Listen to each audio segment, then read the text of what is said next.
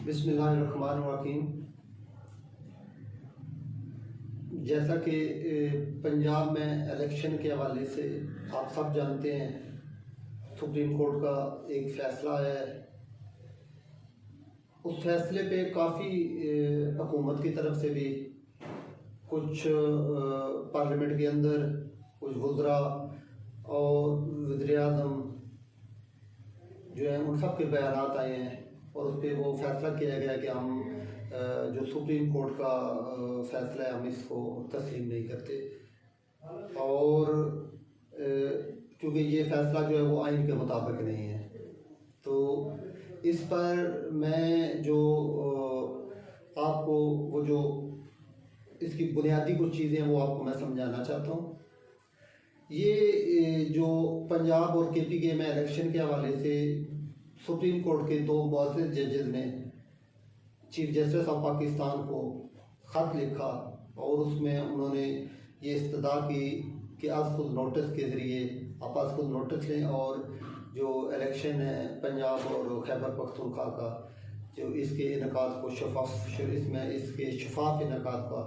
जो है वो ऐलान करवाएं या ऐलान करें, जिस पर चीफ जस्टिस ने एक बेंच तश्कील दिया और उस बेंच से 4 मुअज़्ज़िज़ जजेस ने जो मुख्तलिफ नोट्स लिखे हैं उसमें उन्होंने ये वाज़ेह किया है कि ये अज़ खुद जो है वो नोटिस ये नहीं बनता और कुछ इस तरह के जो इतराज़ात हैं और वो उस बेंच का हिस्सा नहीं बने।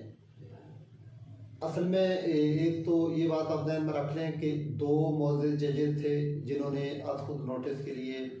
फ़ैसला दिया था, ख़त लिखा था चीफ जस्टिस ऑफ पाकिस्तान को, और 3 रुकनी एक फ़ैसला आया है जिन्होंने इलेक्शन का 5 रुकनी बेंच जब बना था तो वो 3 रुकनी फ़ैसला आया था। तो ये अगर कोई गलत, ये आप समझ लें कि वो मुअज़्ज़िज़ जजेस हैं जो 4 हैं सुप्रीम कोर्ट के और उनकी जो राय है उनका भी एहतराम है, लेकिन आज खुद नोटिस के हवाले से। लेकिन इस पर आप देखें 5 जजेस का इत्तफाक है आज खुद नोटिस पे, ये आप क्लियर समझें। और दूसरा ये फ़ैसला भी जो है वो सुप्रीम कोर्ट का ये आइन के मुताबिक दुरुस्त है। ये जो 3 बेंच का भी बाद में जो फ़ैसला है ये आइन के मुताबिक जो फ़ैसला है वो बिल्कुल दुरुस्त है। उस पर आप ये एतराज़ नहीं कर सकते कि वो जो जिन जजेस ने, जिन मुअज़्ज़िज़ जजेस ने अज़ नोटिस पे एतराज़ किया था, तो वो 9 में से 4 थे तो उन्होंने एतराज़ किया था, लेकिन बाकी वो 5 मौजूद हैं। वो आप शुरू से इसकी जो जब ये 2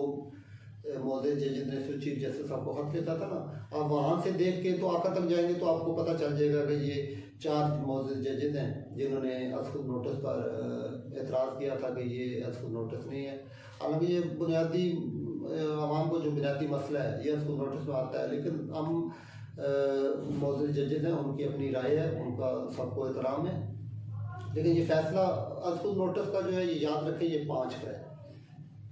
शुरू से देखेंगे आपको पता चल जाएगा। और जो अभी 3 रुकनी बेंच का जो फ़ैसला पहले भी आया था, अभी भी 3 रुकनी बेंच का फ़ैसला है, तो ये फ़ैसला बिल्कुल आइन के मुताबिक है, इस पर कोई दो राय नहीं है। लेकिन जो हमारा जो इतराज़ है असल में, वो इतराज़ असल में ये है कि जब ये फ़ैसला आया था, इस फैसले के दौरान जितनी सुप्रीम कोर्ट में हेयरिंग होती रही, उस हेयरिंग के दौरान और इससे पहले जो फैसला सुप्रीम कोर्ट का आया था उस पर काफ़ी हुकूमत की तरफ से एतराज़ात किए गए। सुप्रीम कोर्ट ने ये नहीं देखा इस हेयरिंग के दौरान कि कहीं पर जो आर्टिकल 68 है उसकी खिलाफ वर्जी तो नहीं की जा रही गवर्नमेंट की तरफ से, वज़रा की तरफ से, सियासी जमातों की तरफ से, उसको बिल्कुल नज़रअंदाज किया गया। और आर्टिकल 204 है उसकी मुख्तलिफ शिकें हैं, उनको भी नज़रअंदाज किया गया। सुप्रीम कोर्ट ने ये नहीं देखा कि कहीं इसकी कोई वायलेशन तो नहीं की गई, कहीं रूल ऑफ, क्योंकि ये सारे जो, क्योंकि वो केस चल रहा था ना, ये बहुत अहम केस है। ये पाकिस्तान के इस इलेक्शन ने पाकिस्तान के मुस्तकबिल का फ़ैसला करना है। सुप्रीम कोर्ट की जो हाकमियत है, कानून पर अमलदारी है, उसका फ़ैसला करना है। तो ये फैसला सिर्फ कोई पंजाब में वोट डालने का तो नहीं था ना कि अगर आप भेज दें जी जाए पंजाब में वोट डाल दें। लेकिन इस पर एक इज्तिमाई तौर पे वो ऐसा फैसला आना चाहिए था जिसपे ये पूरे जो पाकिस्तान की 22 करोड़ आवाम है वो इस फैसले पर एतमाद का इजहार करती। लेकिन वो जो फैसला दिया गया उस पर बिल्कुल नज़रअंदाज कर दिया गया कि सुप्रीम कोर्ट के पहले फैसले को, जो सुप्रीम कोर्ट का पहले फैसला हुआ था कि आप इलेक्शन करवाएं पंजाब के अंदर, उसको क्यों नज़रअंदाज किया गया, किसने नज़रअंदाज, 204 के तहत बिल्कुल कार्रवाई नहीं की। और दोबारा फिर सुप्रीम कोर्ट ने जो 14 मई का फैसला जो पंजाब में इलेक्शन का किया है, फैसले से हमें बिल्कुल इतराज़ नहीं है कि फैसला, लेकिन आप जब फैसले के दौरान आप देख रहे हैं कि आर्टिकल 68 जो है उसकी खिलाफवर्जी हो रही है पार्लियामेंट के अंदर, आर्टिकल 204 के तहत जो खिलाफवर्जी की गई है, आप देखें वज़रा, पार्लियामेंट, काबीना, वज़ीर-ए-आज़म, सियासी जमातें जुलूसों पे जो होता है, इसके बगैर फिर फैसला जारी किया गया जो इसका 14 मई का। हमें ये एतराज़ है कि बिल्कुल आप इलेक्शन, आपका आईनी हक है, 90 दिन के अंदर इलेक्शन होने चाहिए, लेकिन आप कम से कम उन चीज़ों को भी देखें कि ये यहाँ तक नौबत कैसे पहुँची है और इनकी इस इलेक्शन में शफाफियत कितनी रह जाएगी आपके इस फैसले के बाद। तो इस जो फैसला आया है पंजाब में इलेक्शन का, इस जो जब तरफा फैसला आया है, इस पे किसी जज़ा सज़ा का जिक्र तक नहीं है कि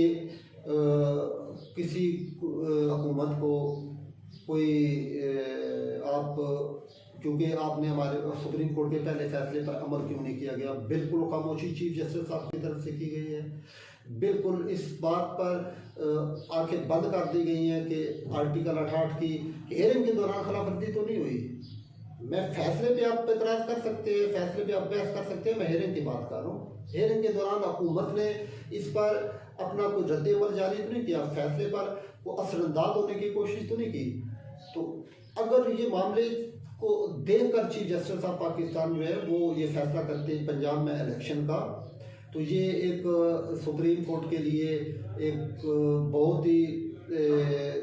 इस फैसले के दूरस्थ नतीजे मरतब होने थे और ये बहुत ही मुस्बत फैसला होना था। मैं आपको एक बात बता दूं कि हमें जो ये पंजाब में फैसला जारी किया गया है इलेक्शन का, ये इसको आप आर्टिकल 204 को उस पर आपने सुप्रीम कोर्ट ने आके बंद कर ली है, आर्टिकल 68 पर सुप्रीम कोर्ट ने आके बंद कर ली है, लेकिन सुप्रीम कोर्ट जो है वो बाज़िद है कि हमने 90 दिन के लिए जो आर्टिकल है उस पर हमने 90 दिन के अंदर इलेक्शन हुई, जो वो आइन है, बिल्कुल आइन के मुताबिक आपका फैसला दुरुस्त है। लेकिन जब आप दूसरे आर्टिकल को, पूरे आर्टिकल को आप नज़रअंदाज कर देंगे, पूरे आर्टिकल को आप एक तरफा मुस्तरद करके, तो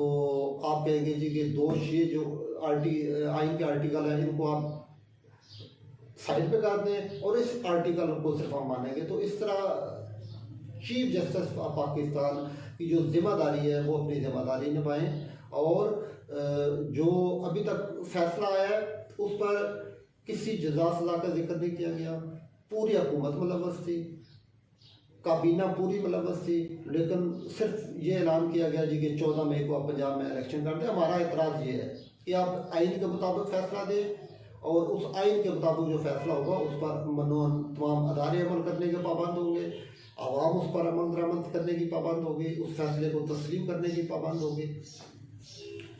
तो सुप्रीम कोर्ट का जो आज खुद नोटिस था वो मुल्क के 2 सूबों में शफाफियत को बरकरार रखने, आज़ादाना किराएदारी इस्तेमाल के बुनियादी हकूक़ को तहफ़्फ़ुज़ देने के लिए मुल्क को बहरान से निकालने के लिए लिया गया था। तो इस पर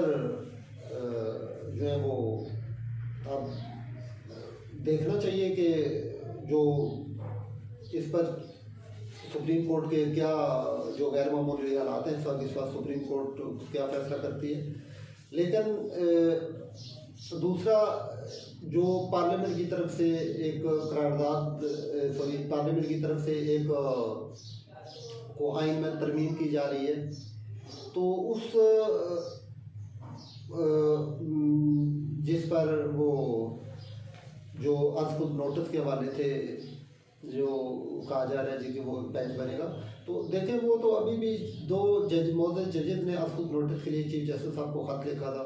और उस पर वो एक बेंच बना था। वो तरीका तो पहले ही चल रहा है। तो ये बात दूसरी आप जो कह रहे हैं कि जो पुराने केस हैं जिन पर अपीलें होनी चाहिए, एक अपील का हक होना चाहिए, तो उसके लिए अगर आप ये तरमीम कर देते हैं, मुझे नहीं पता कि ये तरमीम हुई है, अभी नहीं मुकम्मल हुई, ये हवाले ज़ेरी में अभी हवाले बाला में जानी है या कोई इसका क्या हुआ है, इसके बारे में मुझे इतनी मालूमात नहीं है। लेकिन अगर आप ये कर देते हैं तो आप ये ध्यान में रखें कि आप उसको जो आप पुराने जो केस हैं, तो ये इसमें सियासी कोई दो ही होंगे, कोई इतने ज़्यादा नहीं होंगे। ये सारा इसका जितना भी फ़ायदा है वो एक अशराफिया है ये उसको मिलेगा, ये जो अपील है, क्योंकि उनके फैसले हो चुके होंगे। तो वो और पहले आप देखें कि सुप्रीम कोर्ट में एक बहुत ही ज़्यादा बोझ है जो केस है, पेंडिंग केस है। तो अगर आप ये अपील का हक देंगे तो वो सारे पिछले केस जो हैं उनमें सियासी तो चंद ही होंगे ना, 2-4 ही होंगे, लेकिन बाकी जितने केस हैं वो सारे केस उनके हैं इशराफिया के हैं, तो सारे अपीलों में चले जाएंगे। और जो सुप्रीम कोर्ट का एक जो जिस पर हम सब का एतराज़ है कि वो इंसाफ में बड़ी सुस्ती का मुजाहरा कर रही है, तो उसमें मज़ीद इजाफा होगा और वो मज़ीद बोझ बढ़ेगा सुप्रीम कोर्ट पर। लेकिन अब एक और बात ध्यान रखें, आर्टिकल 188 वो अदालत उज़्मा को जो चीफ जस्टिस साहब है उनके पास पहले इख्तियार मौजूद है कि वो अगर देखें कि एक बेंच ने फैसला दे दिया है, 3 रुकनी बेंच ने, 5 रुकनी बेंच ने, अगर वो चाहें तो उस फैसले के पे अगर कोई एप्लीकेशन आती है, तो अगर वो मुफाद आमा का फैसला हो, कोई ऐसा फैसला हो जिसका अवाम पर असर पड़ता है और वो अवामी फैसला है, तो उस पर चीफ जस्टिस साहब जो है वो सुप्रीम कोर्ट के पास ये इख्तियार है आर्टिकल 188 के तहत कि वो दोबारा सुन सकते हैं। कोई भी फैसला आपने किसी बेंच ने दिया है, 7 रुकनी बेंच ने दिया है अगर फैसला, तो 10 रुकनी या 9 रुकनी बेंच दोबारा बैठ सकता है। लेकिन वो कब होगा कि गैर मामूली हालात में, जब कोई अहम केस हो, जिनके हर केस पे ये नहीं है, वो अहम केस होगा जो अवामी नोयत का होगा, उस पर वो सुन सकते हैं। तो इसलिए ये किसी नए आर्टिकल की ज़रूरत नहीं है जो हुकूमत की तरफ से वो लाए गए नहीं। मैं तो इसकी हमायत बिल्कुल नहीं करूँगा जी। और देखें जो चीज़ें आइन में मौजूद है तो वो उन्हीं के तहत हमने चलना है कि अब 1-2 जो सियासी जमात है, 2-4 चंद बंदे होंगे सियासी जो जिनको फ़ायदा होगा, तो किसी अशराफिया के जो फ़ायदे हैं उसके लिए कभी भी नहीं खड़े होंगे, ना उनके साथ खड़े होंगे ना उनकी हमायत में। क्योंकि आज इस मुल्क की तबाही की जिम्मेदारी जो अशराफिया है, अभी भी जो अशराफिया की हुकूमत है, इसमें कोई दो राय नहीं है। तो बहरहाल अल्लाह ताला हमें इस मुल्क की खिदमत करने की तौफीक अता फरमाए। अल्लाह ताला हम सबका आमी व नासर मददगार हो, पाकिस्तान पाए।